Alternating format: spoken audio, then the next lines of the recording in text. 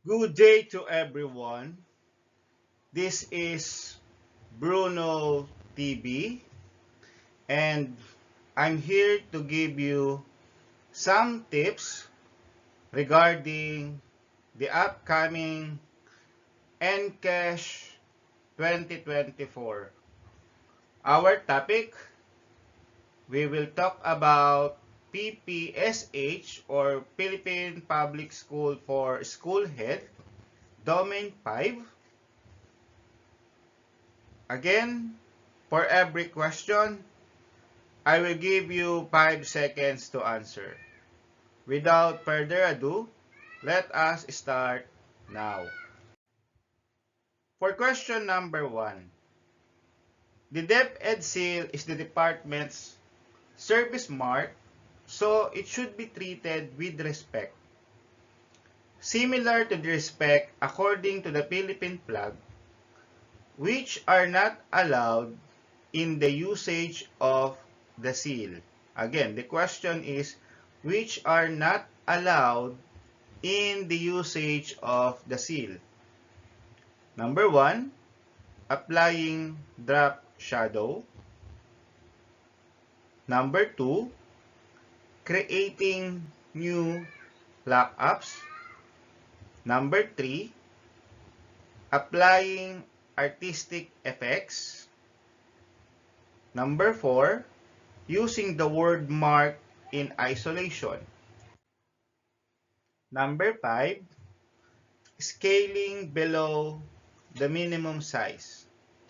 Number 6, using other colors apart from the allowed colored variations.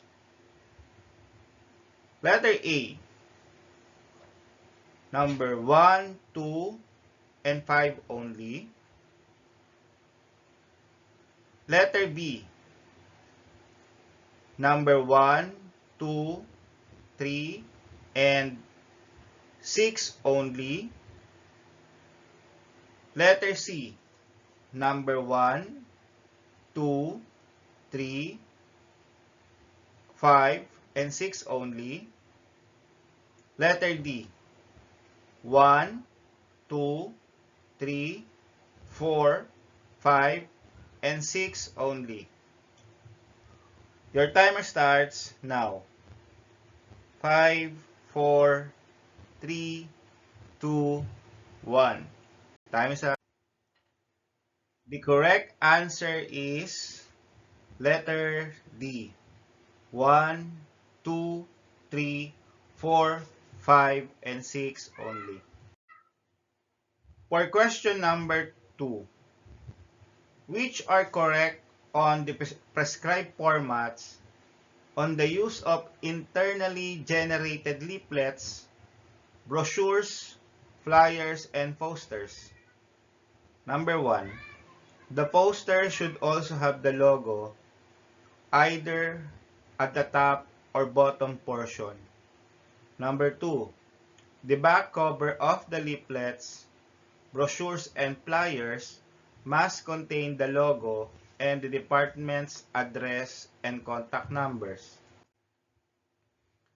Number 3, the front page cover page of the leaflets, brochures, and flyers should always have the top logo in horizontal version either at the top or bottom portion.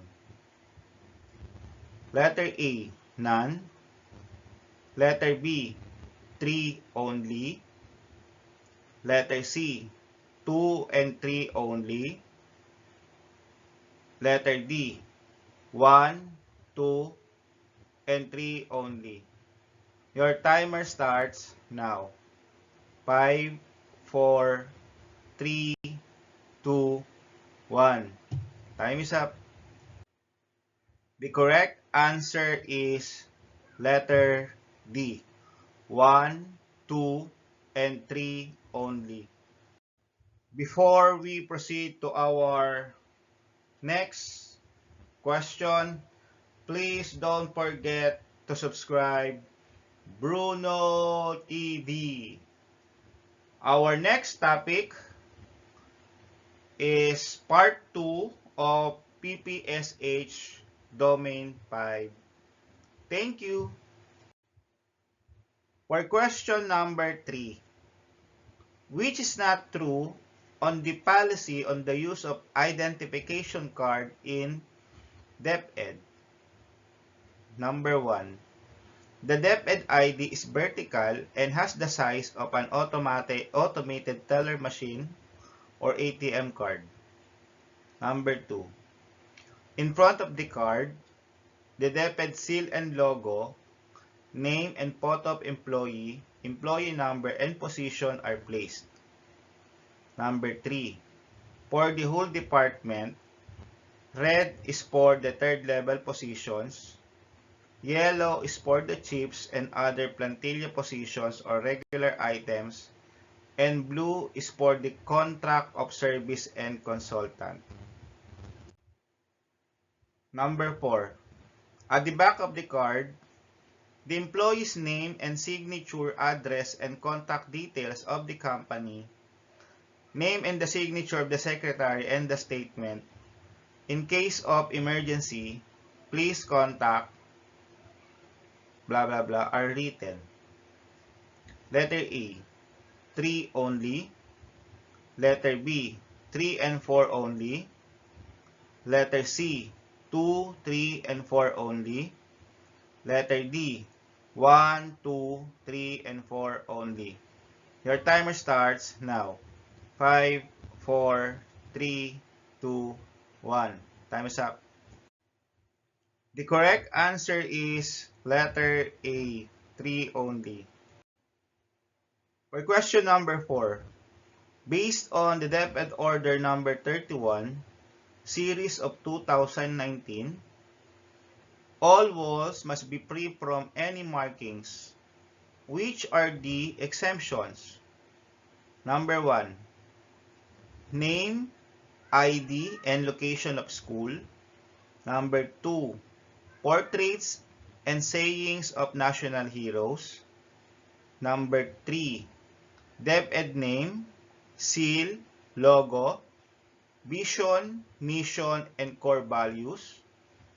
Number 4, portraits, policies, and programs of the Philippine presidents. Letter A, 1, 2, 3, and 4. Letter B, 1, 2, and 3 only. Letter C, 1, 3, and 4 only. Letter D, 3 and 4 only. Your timer starts now. 5, 4, 3, 2, 1. Time is up. The correct answer is letter B, 1, 2, and 3 only. For question number 5, DepEd issuances are official documents containing policies, procedures, or information released and signed by the DepEd Secretary or other authorized officials. Which are examples of DepEd issuance? Number 1, advisory. Number 2, office order. Number 3, DepEd order. Number 4, office memorandum. Number 5, DepEd memorandum.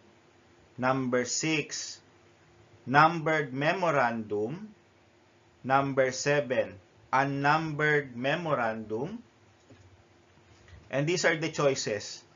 Letter A, 1, 2, 3, 4, and 5 only. Letter B, 1, 2, 3, 4, 5, and 7 only. Letter C, 1, 2, 3, 4, 6, and 6 only. Letter D, 1, 2, 3, 4, 5, 6, and 7 only. Your timer starts now. 5, 4, 3, 2, 1. Time is up. The correct answer is letter B, 1, 2, 3, 4, 5, and 7 only.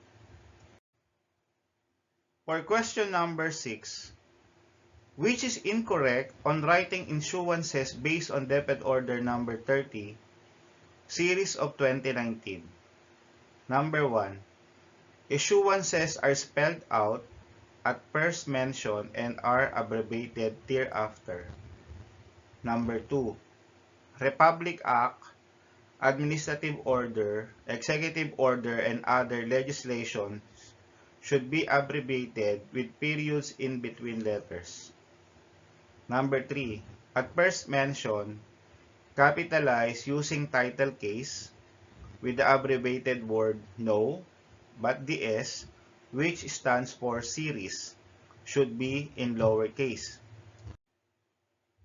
For the succeeding citation, the abbreviation should be used and should be in all capitals. The word no should no longer be included. And here there are the choices.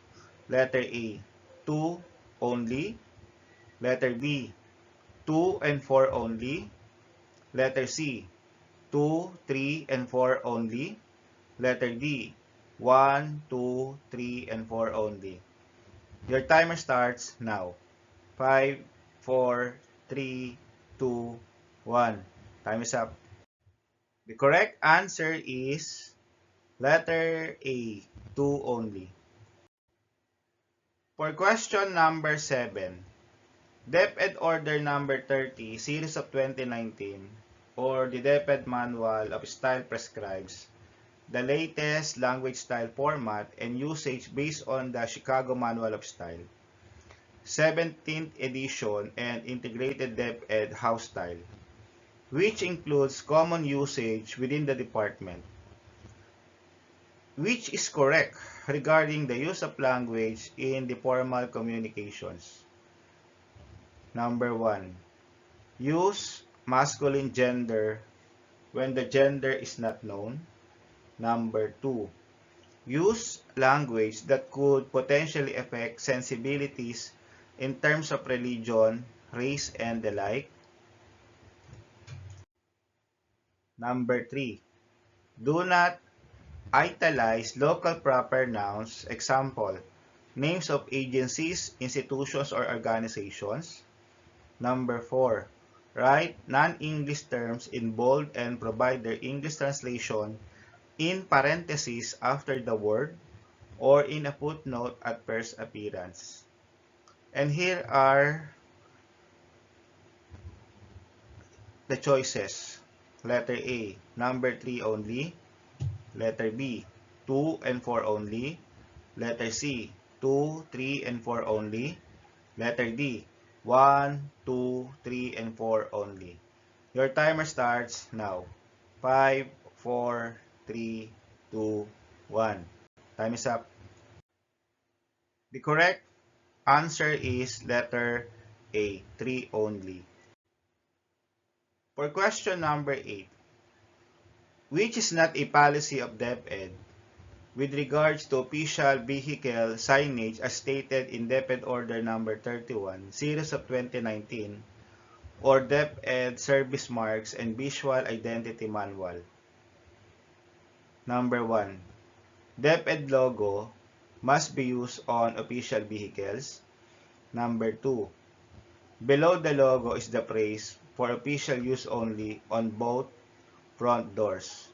Number 3, the name of the donor of donated vehicle can be displayed at the back door.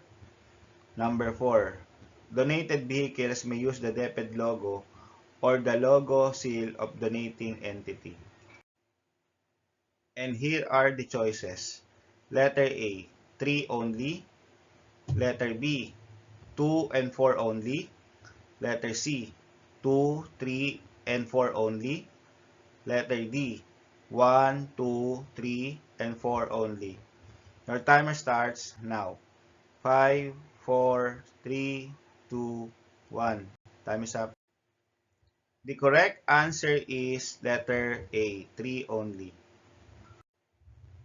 For question number 9, what budgetary items can SEF be allocated and utilized based on the revised guidelines under JC number 1, series of 2017, or the revised guidelines on the use of SEF between DBM, DILG, and DepEd.